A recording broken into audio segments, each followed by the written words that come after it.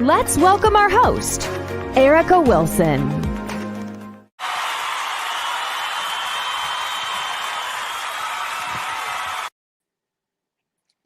Great day, everyone. We're here live today with your girl, Erica Wilson, at It Had to Happen. Guys, for take 6. I know it say take 4 on the YouTube page, but it is take 6 today. And today is parents' methods to preparing their student athletes and families mentally. As we all know, this month is mental health awareness. And with so many things going on in our communities all across the world, this is a much needed topic, and especially for the ones who are the athletes and their families, because as you know, some of the athletes now in the NFL, they're transitioning to the next level. They're leaving college and entering the NFL, and how many of us know? I'm not a player, but I can only imagine how scary that might be. You're talking about a kid going from college up to the league, to the pro level with these grown men, right? And I know as for a mother, that was kind of scary for me. So I don't know what it's like for the kid, but as a mother, it was scary for me.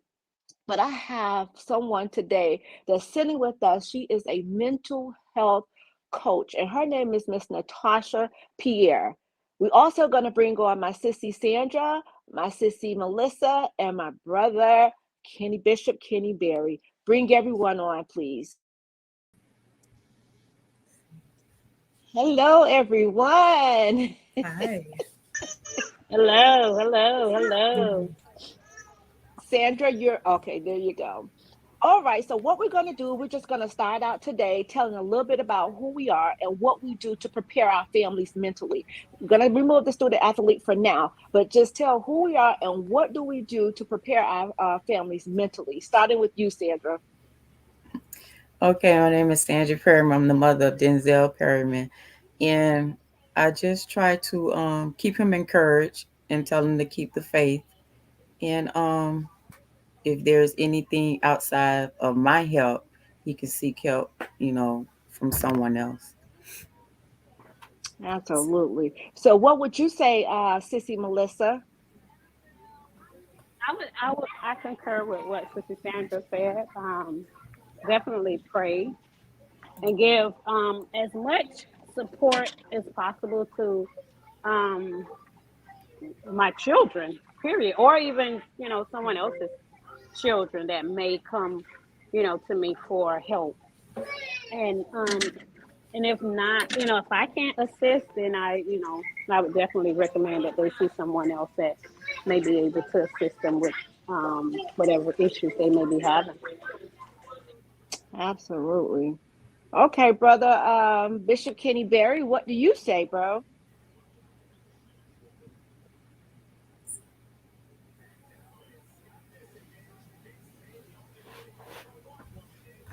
Oh, okay, while we're waiting for the bishop, I just want to say, okay, I'm Erica, the mother of Alan Hearns, and some of the things that I do, I just like to talk with the kids and not talk at the kids, because that definitely makes a difference when you're talking with them or talking at them. Because when you're talking at them, you're pushing them into a shell. So yes, definitely, I definitely lift them up in prayer, encourage them as much as the best that I know how. And again, talking with them and not at them. So now we're going to bring on mental health coach, Natasha Pierre. So Natasha, what do you do to prepare your family mentally? Well, mental health conversations have been commonplace in my family for years, not just with my own journey, but it's something that we speak openly about. So we've had conversations about therapy, about medication, about anxiety, depression, just about everything. And I think that with all of the world has changed. It's significantly different from when we were growing up. And what's needed right now are the courageous conversations that even if they are uncomfortable to have, that we're having them to ensure that everyone feels supported and feels heard and seen right where they are. Absolutely, absolutely. So is Brother Bishop Kenny Berry ready to speak on that topic? Bishop might be in the background working, guys. But Melissa and Sandra, yesterday I had the honor of sitting with Natasha, and I learned yesterday that there's a difference between mental illness, and mental health. Do you know what's the difference, Sissy Sandra? Did you even know that there was a difference?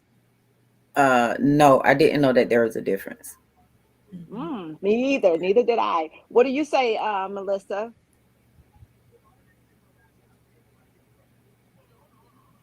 Oh, did we lose Melissa?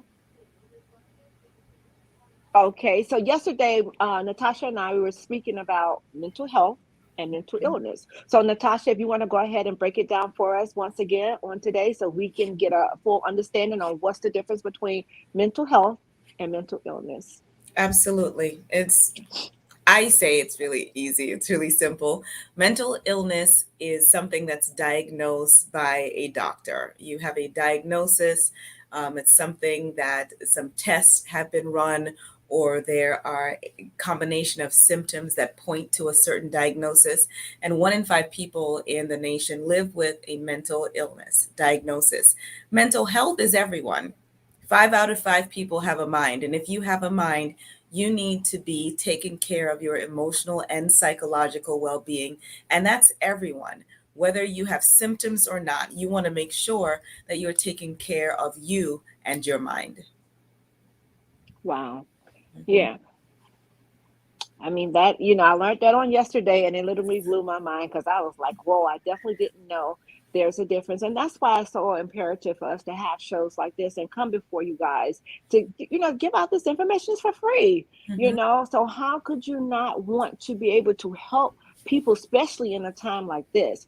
I mean, my God, just yesterday, seeing what took place at a school, my sister is she's an educator, and I'm telling you, I worry about her a lot, a lot, a Mhm. lot, being though that these people are just going into these schools and just, I mean, who could imagine dropping your kid off at school and them not returning, or even a loved one? My sissy is, Mhm. like I said, is an educator. So, sissy, how is that for you as an educator going inside the school, knowing what just took place on yesterday? Do it instill any type of fear in you, anxiety? What is it? It always brings fear, but it's like a loss for words. I don't know what could you do. It's Yeah. like you go through the proper protocol and everything, but still it just doesn't seem to help. Or just doesn't seem to work. So Wow. Mhm. yeah, it's difficult. It's scary at times, And now it's like the end of the school year is approaching, so we have to take extra precautions, do extra Mhm. protocols, do extra drills, and so that's the process that we're doing now. And they hear that those kids was there for their graduation. They was how many, 1 day away from Hmm. school being over, 1 or 2 days away from, oh my God. So, Sister Melissa, what would you say to that? Because you're inside of a daycare. I mean, I never heard it happening inside of a daycare, but still, you just don't think it happened in a grocery store either. So, Sister Right. Melissa, what would you say to that?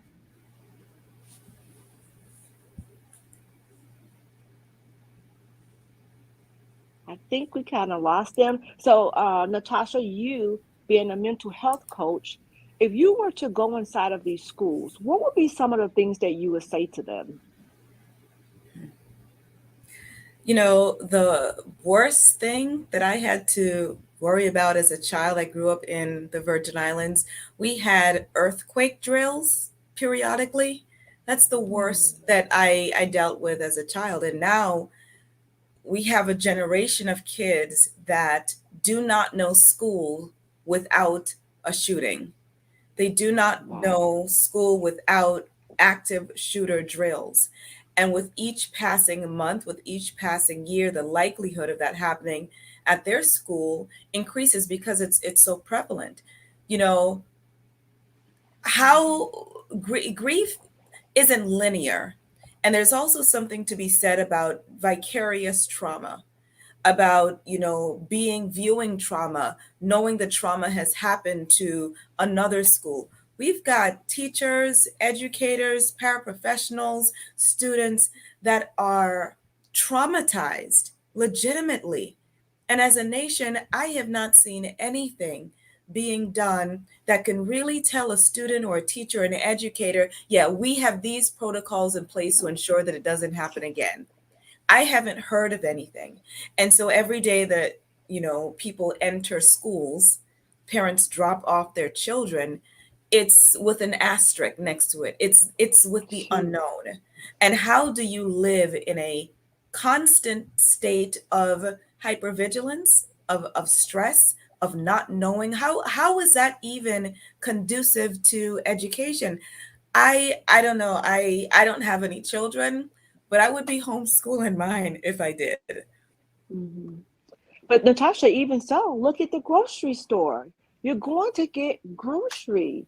Like, It's it's mm, it's terrible because I again was watching a TikTok, and a lady said, that she has ADHD, and having uncompleted tasks or something is something that's normal for her.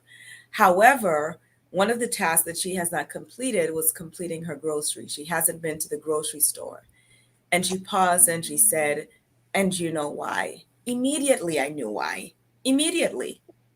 And these are the things that I think we aren't aware of, all of the ways that we have traumatic responses to what we hear and see.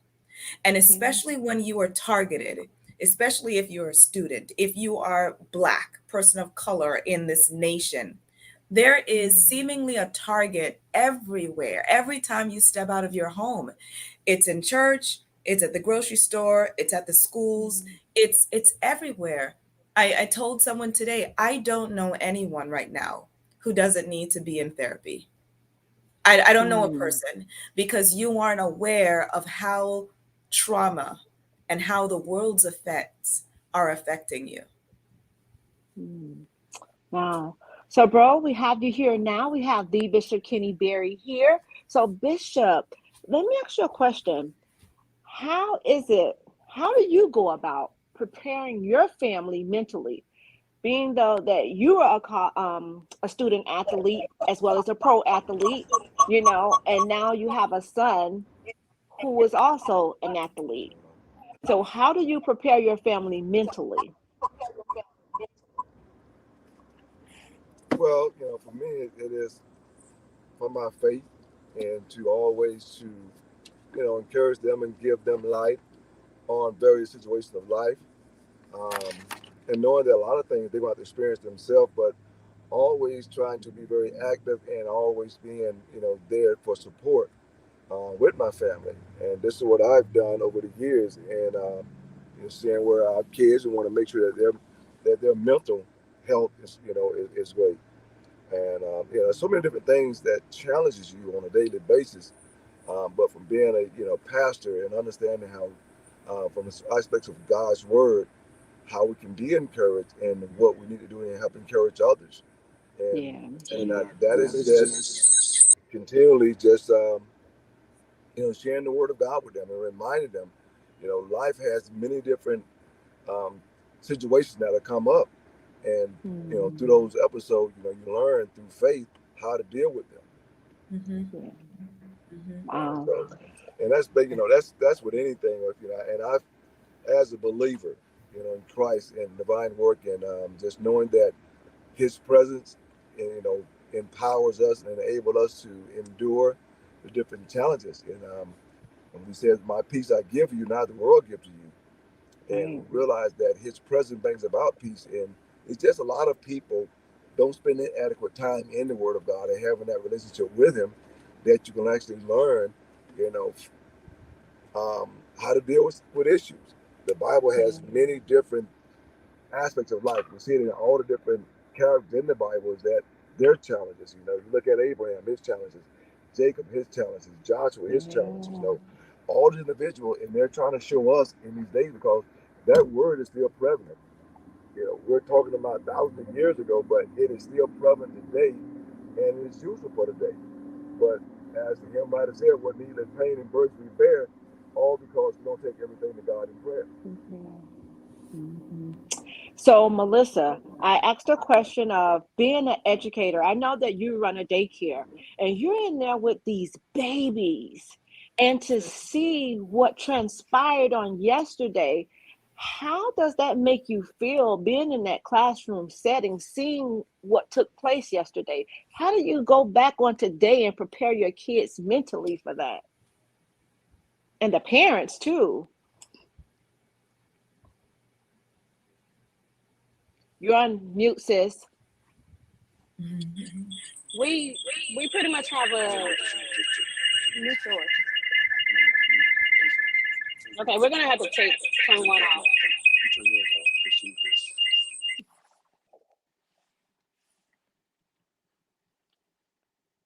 Okay, while we're waiting for, okay, there we go.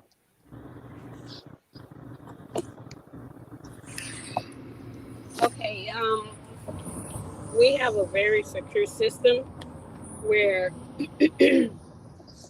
at our school there we have a button that we push in order to give people access into the school. So if it's someone that we're not sure who they are, we don't allow them to come in. But we also have once we get past that barrier, we have a window with plexiglass. And Mm. then there's another door, and they can't come through that door if we don't buzz them in. So we have two buzzers in order for them to get into the school. And so, my husband and I, we're always praying to cover, all of those kids Yeah. that come into that building every day, even their families. Our prayer is every day that God covers them and keeps them, and protects them, not only when they're in our care, but when they're, at home.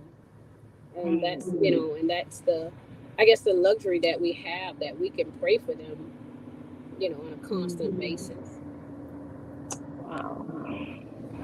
I mean, like I said, seeing that on yesterday, it kind of like it broke me down because I couldn't even imagine having kids in school right now. So now we're going to move on to the student athletes. When our kids went off, they did the little league, they did high school, and here it is. They're leaving home to go to college. So, Sissy saying, tell us what that was like when you knew it was time to let that baby go. Crybaby. That's what it was like, crybaby. I was happy for him, glad that he transitioned to the next level, and just wanted to support him. But at the same time, because he was local, it was convenient for me to get there to him to support him and just be there for him when he needed me. But Mm. it was a happy, sad moment. Although he was close to me, it was a happy, sad moment. Yeah, we know though, if they can't be in within, within our distance or touching distance, it definitely can be a challenge, letting them go. But they have to, that's something that has to happen, I guess, But Sissy Melissa, we're gonna ask brother too because we know it's different for men when their kids are Of leaving the course, house. of So course. we're gonna ask you, Sissy, how was it for you? It was hard, being that Damien was the oldest and the first one to leave the house. So yes, I'm like Sissy saying, yeah, I cried a lot. He was like consoling me. He was like, Mom, don't worry about it. I'm right in Miami. You can always come see me. And so, but it was, like she said, it was a happy, sad moment. But the Mhm. luxury of it was that I could always, I was an hour away, so we could get in the car and we could drive down to see him. Whenever the need arose, to when I felt like I needed to just see him, Right. and just touch him. So it was easy. Yeah. And I think that's one of the luxuries we all share because we all was crybabies, one, and then two, the luxury is Get in our car. I was what, 35, 40 minutes away. Sandra, how far were you? Since he was an hour, I was about 15, 30. 15 minutes.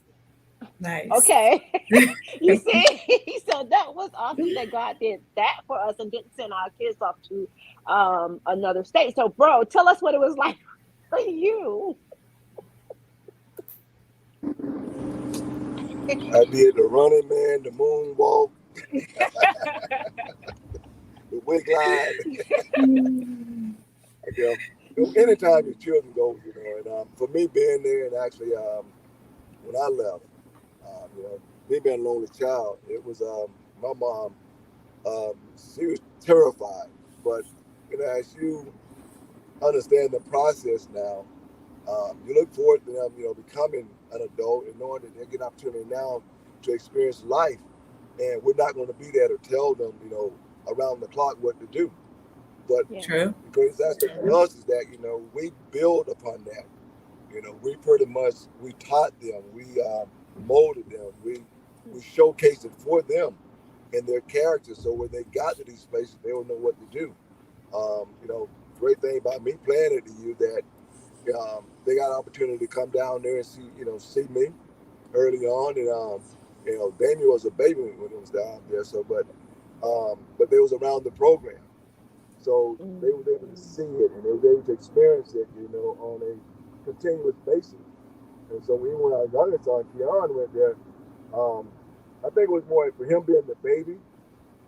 It was a little tougher, even though being a father, you still want to make sure kids are secure True. and making sure that they're that they're ready for the challenge. But I think for the most part that the work that the Lord allowed us to do with our children and preparing them, and so when they got to these different areas, they were like they were able to cope with it. But knowing all that, being an hour away, but only a phone call away. Right. So and that was a luxury in itself. And we traveled whenever they played. We went to those games, so I mean, it made it a lot easier. But y'all just want to make sure that they're going to be safe, secure, and they're going to be taken care of. And good thing for me that um, Randy he played with me, so when Damien went down, that was an easy transition. And so Yeah. when Keon went down, Al Golden was there, but I had guys that I knew that was a part of the program. So that was on the staff. So that made me become better as well. Yeah. You spoke about the phone calls though, Bishop, right? So I just want parents to know that when your child go off to college, you're not going to be getting those phone calls like you used to get. There's No. not going to be No, much no. time. Yeah. So my thing is, when you're used to talking to somebody every day, then you're not, barely hearing from them. Because guess what? Now they have workouts, they have class, they have practice, again, workouts. It's just a constant routine. So they're trying to get in a groove of things. So you're really not hearing from them. So Mhm. parents, if you're out there, you're listening, your kid is getting ready to go off. He's a student or she's a student athlete, and they're getting ready to go off to college. Do not get discouraged when you're not hearing from them. Don't get worried. It's a part of the process. So for Mhm. That's right. Natasha, yeah, Natasha, for you, what was that like for your parents, you think, when you went off to school, being though you don't have any kids? I think it was exactly like the berries, some tears and then also some running man. And that's to be expected. I think that, instead of parents focusing on, which is hard, focusing on, the calls that there's greater space in between, just being present for when they do call. Because this is a Hmm. new world, it's a new state, new city, new experiences, new people, new schedule. But when they do call, and that call can be anything from I'm homesick to, I'm feeling sick to I hate it here to whatever, and just being present for them. And our student athletes, today's student athletes and athletes really are in a different world. They don't get the empathy that other people get. Athletes don't get the empathy, especially male athletes. They don't get the empathy that in my opinion, other student athletes get. And once they make it to the NFL, the NBA, I mean, we watched it with Simone Biles last year with Naomi Osaka. There's an expectation that if you're making the money and if you are successful and if everyone knows your names, suck it up when it comes to your mental health. And that's when Wow. parents are especially needed for them because they're babies. I don't care what anyone says. 25 years old, you're still a baby. You're still finding your way through life. And that's when they really need their parents and their families the most. Absolutely. So we're gonna watch this video, Mhm. and this video is like eye opening. So let's go ahead and jump into this video, and we'll discuss that afterwards. Through something, that's something crucial that we can add to our campuses. Just awareness as a whole needs to get better because we're working towards it and we're getting somewhere with mental health as a whole. But Hearing that, what we just heard, Natasha, you just said it. You said they're told to suck it up. They So are. hearing that, you hearing that, well, I mean, what we just heard from these athletes, how do you feel as a parent knowing that that they may experience something like that where they were probably having a bad day and the coach was just like, suck it up? How do you feel knowing that this probably could have happened to your child Well, during his collegiate career? Not even just collegiate, but even in high school, that Sissy saying. It's heartbreaking because you don't know what that student athlete or what that child is actually experiencing or what they're actually going through. And for you to just brush it off by saying, you know, suck it up or deal with it. Maybe it's a situation that they can't deal with and they're trying Mm, to seek help, you know, without actually asking for help mhm. because sometimes they don't feel comfortable enough to ask for help. And that statement right there alone will shut a person down yeah. just by saying that, suck it up. And then that'll just keep them closed in. And then you'll never know what they're going through. And then it'll probably deter them from trying to get help from somebody else because they feel that, well, may feel that that person may say the same thing. Oh, you'll get over it or just deal with it. So, Mm, yeah, it's heartbreaking, especially in wow. these days and times. Yeah, you know. Jesus. What do you have to say, Sissy, Melissa? It's definitely disheartening to hear that. Um, and like Sissy Sam was saying, if there was a truly a pressing issue, the individual, would suppress it because they feel like, okay, it's not important to them. And so I would think once they did that, then it would be something major that would come up that would cause an explosion. Wow. Because they've suppressed it for so long and because they didn't feel like they had that outlet Right. until, it says pressure burst pipes, and that pipe Yeah. will burst, and it may not even be, the person that gets it, it's not even intended for them. But they, Yeah. so Very happen true. they're the one that gets it. Very true. And Mm, this is pressure that a lot of these student athletes are experiencing from grade school, junior high, high school. And when you add the financial component of making it to the NBA, the NFL, the major leagues, and the pressure that that student would have on themselves to be the answer for their families, there's a lot of pressure. I know athletes that have played through injuries, physical injuries, not even the emotional and the psychological injuries and pain, but they're playing through because they don't want to disappoint. And so when the video spoke about decreasing stigma and creating safe spaces and environments for our athletes to share, for our students, for our kids to share how they're feeling, we also have to recognize that sometimes some of that pressure isn't just coming from schedule and classes, but also coming from coaches, might also be coming from unspoken family expectations and just their own desire to succeed. So it's important that, and they're going to spend a lot of time with their coaches. It's important that even coaches are aware of that. And one of the things that I've done is locally in Tampa Bay is speak to AAU teams and to um, uh, gyms where athletes train, because it's important that you're training not only your physical body but also your mental body as well. Hmm. Yes, that's good. So, Bishop, what would you say to what we just heard?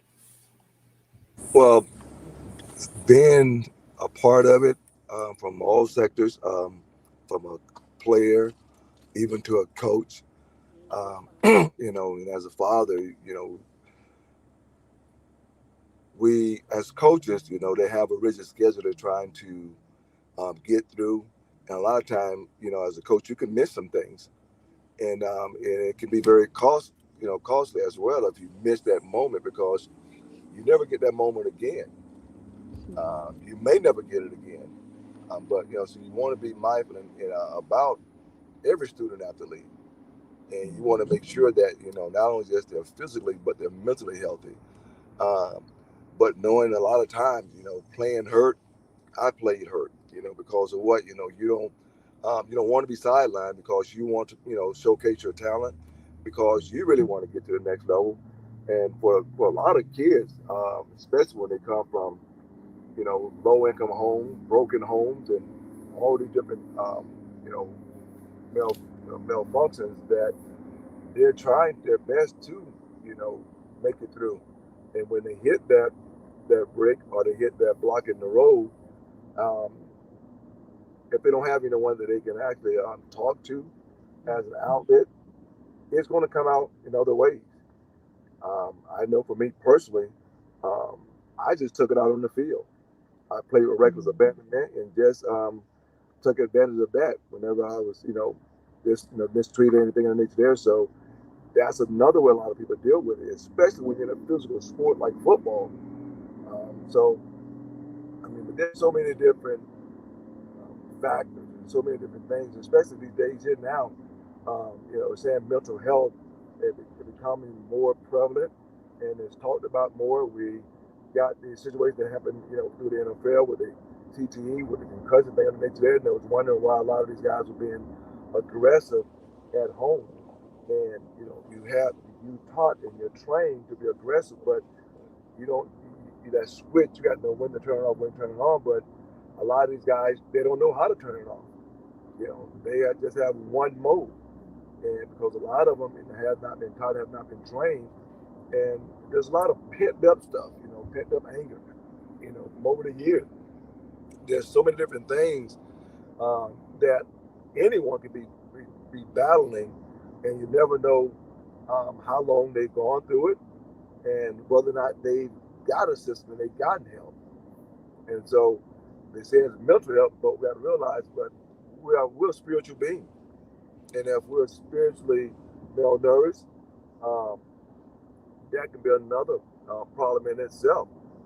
You're deficient in those areas, so you don't have that self assurance within you to assist you to actually overcome those different maladies. And as we was thinking about this earlier today, I thought about the man that was in the tomb cutting himself. He was filled with legions of demons. There's so many different things that transpire in a person's life that is embedded in them, and there are spiritual components. There are things that are there that has not been dealt with.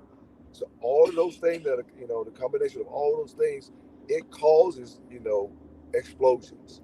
It causes, anger. It causes, it's caused these different things to transpire because they were never dealt with. And that is from a spiritual side.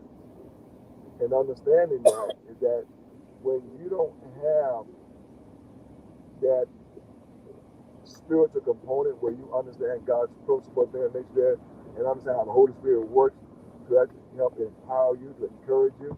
And it's not that we're as Christians that we don't go through things, but because we have that additional support and help, that we're able to endure.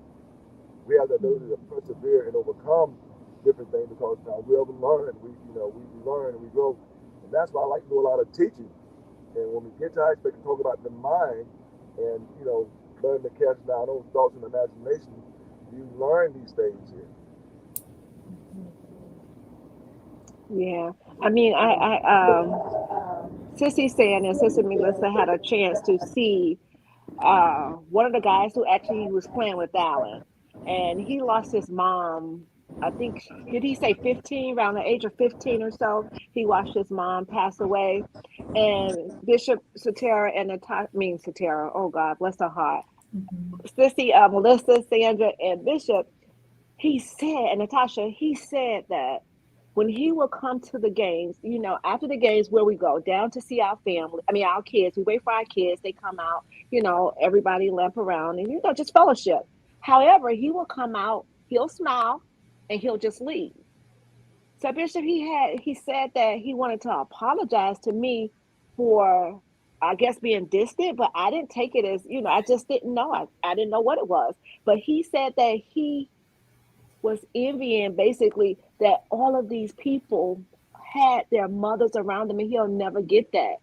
Yeah. And you come in contact with these people, these kind of people every day. They're smiling. You see the outer appearance. Natasha, we spoke about it yesterday. You see the outer appearance, and you just never know what somebody's going through. And Sister Melissa, you alluded to it, saying that we just need to be that pillow for somebody else's child. Because what happens if one of our kids' teammates don't have that support system? Would you extend yourself, Sister Sam? Yes, I would. Yeah, Yes. yeah. And even though, what about you, Melissa? Yeah, I know you and Bro will. Yeah, I know that was without a doubt. But just say one time, like, okay, um, the parent couldn't make it to a game, right? And that was one of his issues too. Though his dad did come to the game, his dad and his sister, and he got hurt. Him and Alan went down the same time. And he said he heard me in the hallway crying, and he wished his mother was right. That's heartbreaking, because his It dad is. didn't even come to check on him or his sister. And he had a concussion, Bishop. He spoke about having a concussion, but just seeing that you're around these people and you don't know what somebody is going through. How does that make you feel to even hear that, Natasha? This is my life. I've had to have tough conversations with parents. I had one student that was playing basketball, and his mom reached out to me because he's like, I'm done. I don't want to do it anymore. And he was playing because his dad wanted him to play, but he wanted to run track. And so sometimes it's the conversations with the child, with the athlete, with the individual. Do you love this, or are you just doing it because this is what we introduce you to? And I'm really happy that the bishop mentioned CTE, because CTE is not a mental illness. CTE that's a traumatic brain injury. That's an injury. There can be tests and CAT scans and x-rays to show the injury to the brain. And sometimes brain injuries, the symptoms can mimic a mental health condition. And I think having the awareness of both is important, because sometimes it's not that, an athlete or a person has a mental illness. Sometimes it's just frustration. Sometimes it's layered frustration. It is overwhelm, it's fatigue, it's being tired, it's being homesick, it's missing family, and sometimes it's grief. We mentioned this yesterday. As a nation, we're not talking enough about grief. There's one Mm. student athlete last year, the last game of the year, he played remarkably well, scored all the points. His dad was there in the stands. Not even a week later, his dad was dead from COVID. How do Jesus. you Why are we not talking about grief, and what supports are in place for that child to ensure that they're able to transition successfully, that they're able to process that grief? And when you live in America, I don't care who you are, if you live in America, you're going to have some trauma, you're going to have some frustration, some overwhelm, some fatigue. Add to that you being an athlete, add to that being a Black male athlete, it's a lot, and there needs to be outlets and safe spaces for them to share, because this is real life. And regardless of the industry that you're in, accountant, doctor, teacher, 7-Eleven attendant, NFL player, NBA, regardless, you're going to have stress. And yes, there is a spiritual component of understanding how to mentally and spiritually address what you're facing. And there's also got to be some practical application where I can talk to someone and know that it's okay, that it's okay to be sad, that it's okay to be frustrated, that it's okay to feel like this pressure is a lot. Now that college athletes are able to have endorsements, even that is some pressure. How are we preparing our children for this real world? Because they really are children. I don't care when you enter college, when you enter the NBA or NFL at 21, 22, you're still a child. You're still a child and you still need support. Absolutely. So, Bishop, by you being in the league and well, on both sides, the league and in college, what was that like for you back then? Did you all have that help that that's being offered now, as far as you going through anything that you have that that person that's there for you all? We did, and at the U we had her, the team families like from home.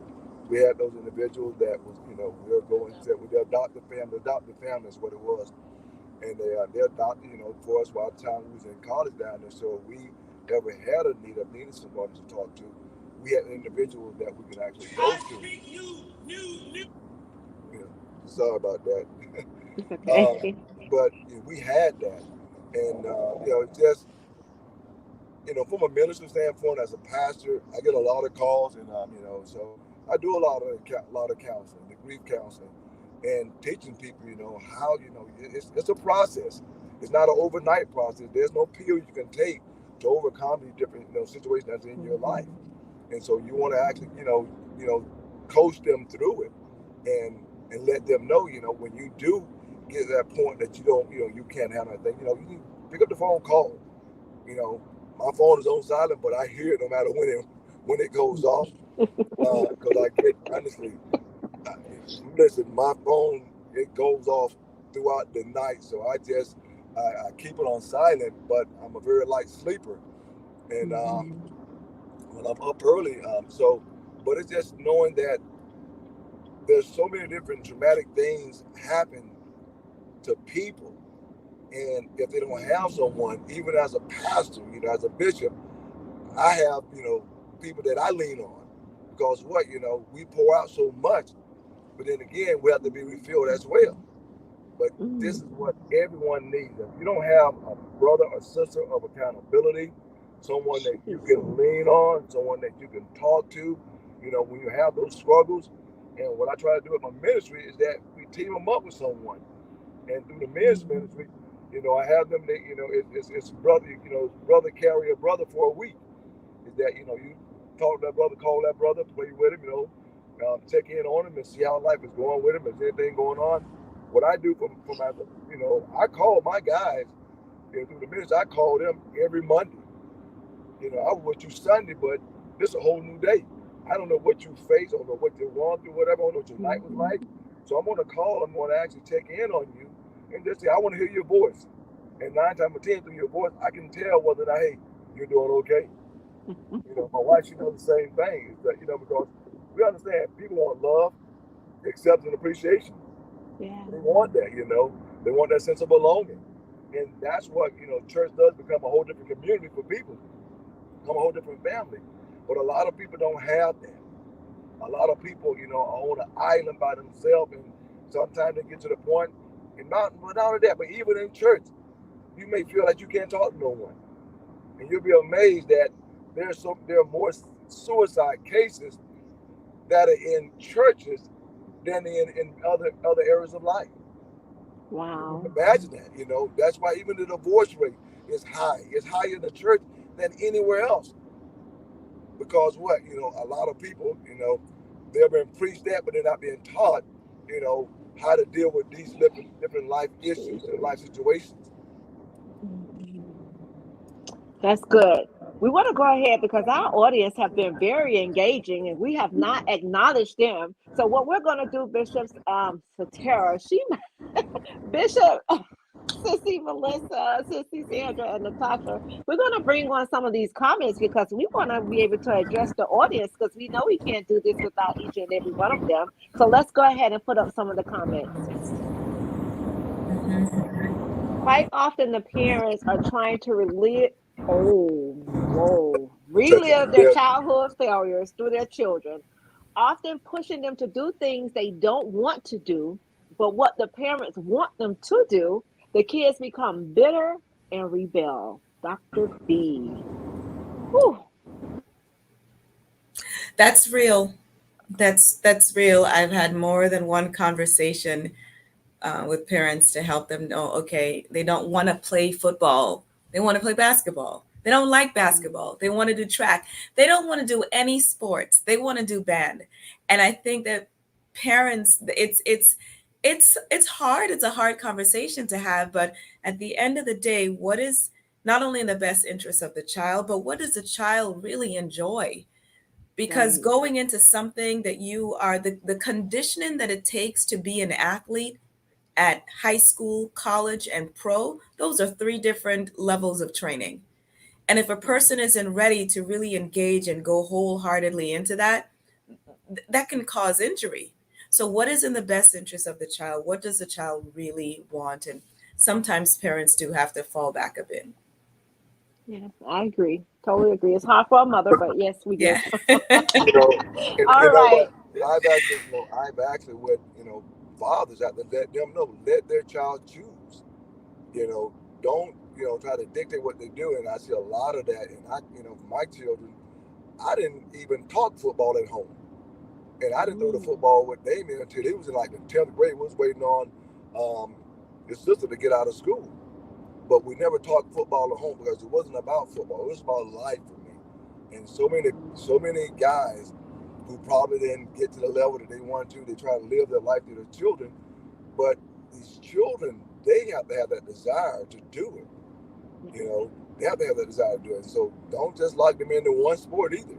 Give them options, give them opportunity, and let them choose what they want to do. I never told my kids to play football. Never did. Football wasn't a conversation in my house. Never. They chose to. Awesome.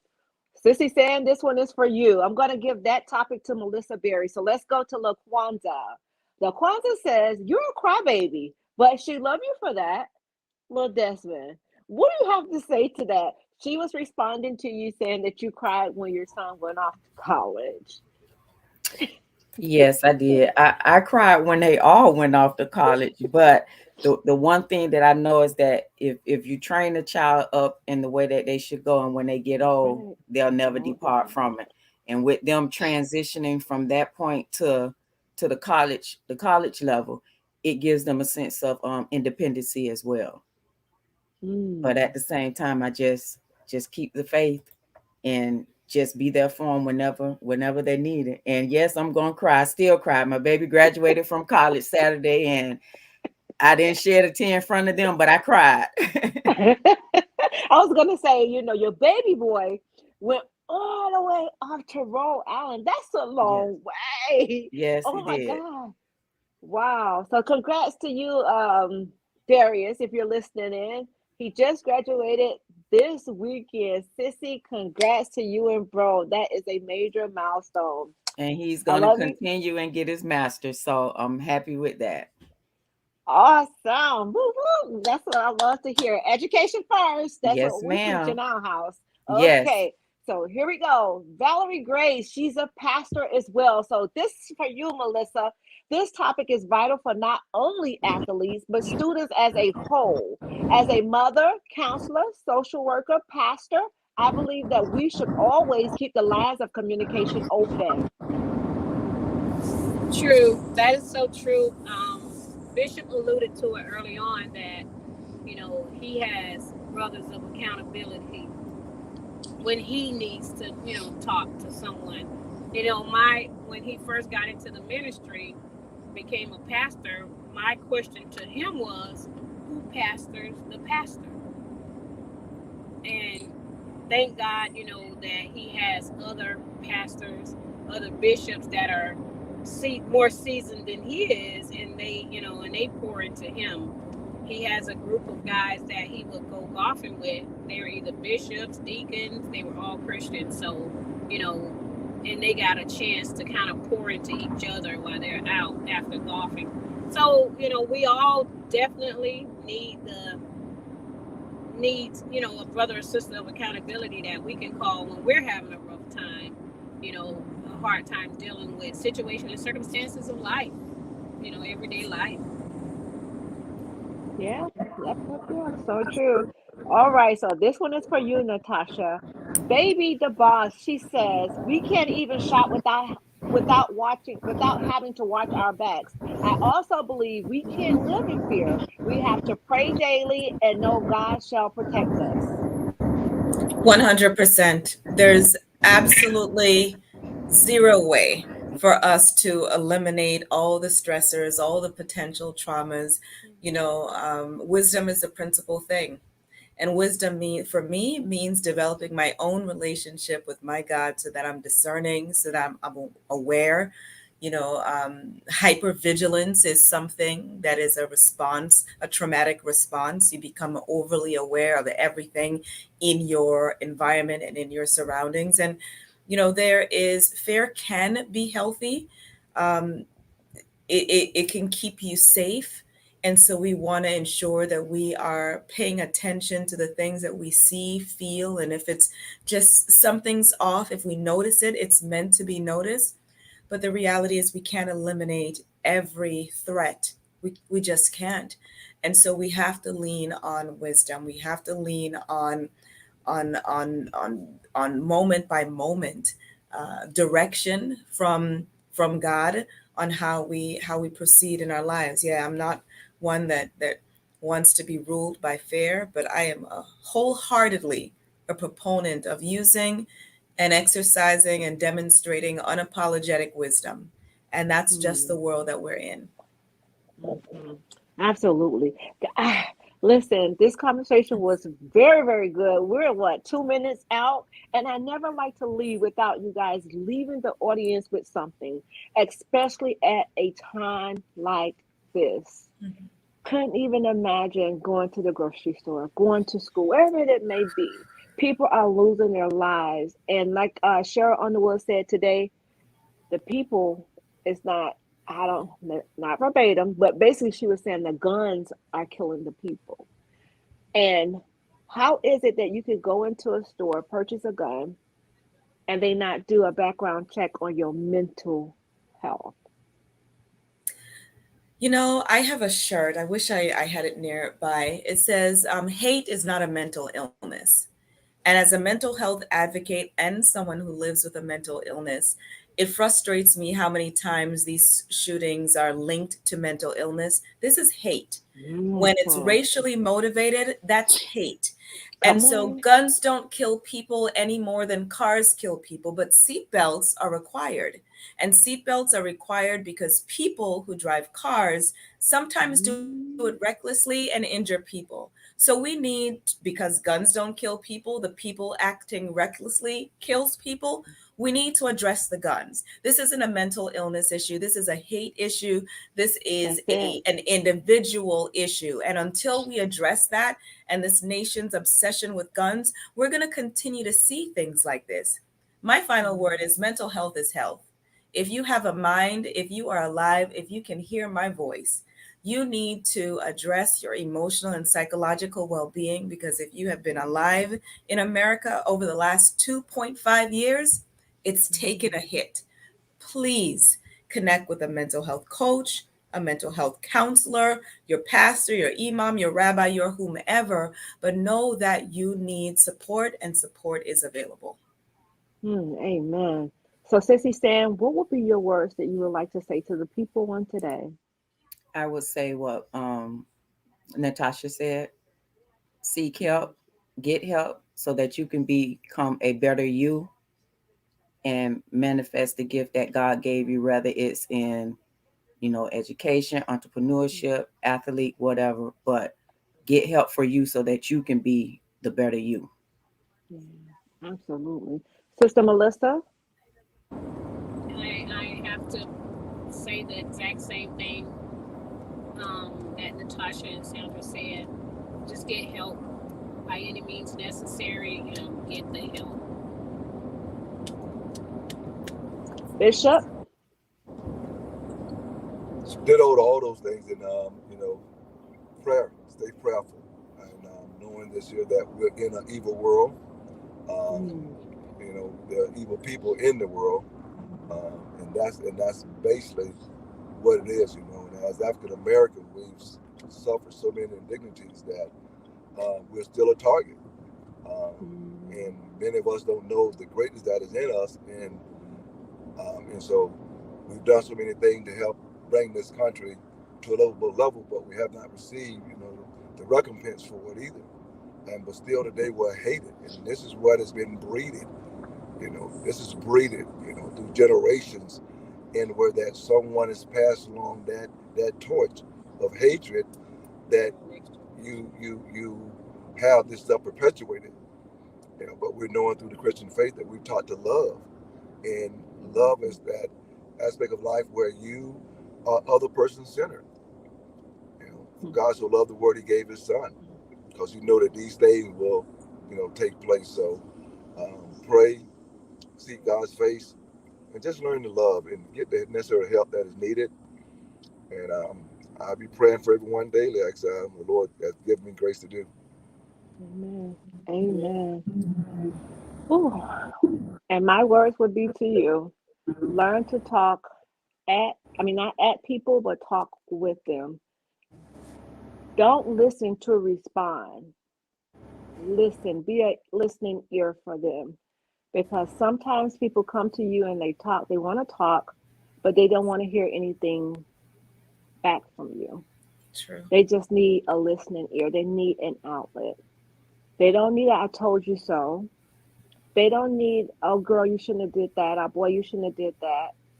They just need you to be there for them as a support system. And when they do come and talk with you, let the Spirit lead you on what to say if anything needs to be said. Okay? So just know that it had to happen. It had to happen to you for you to share with someone else.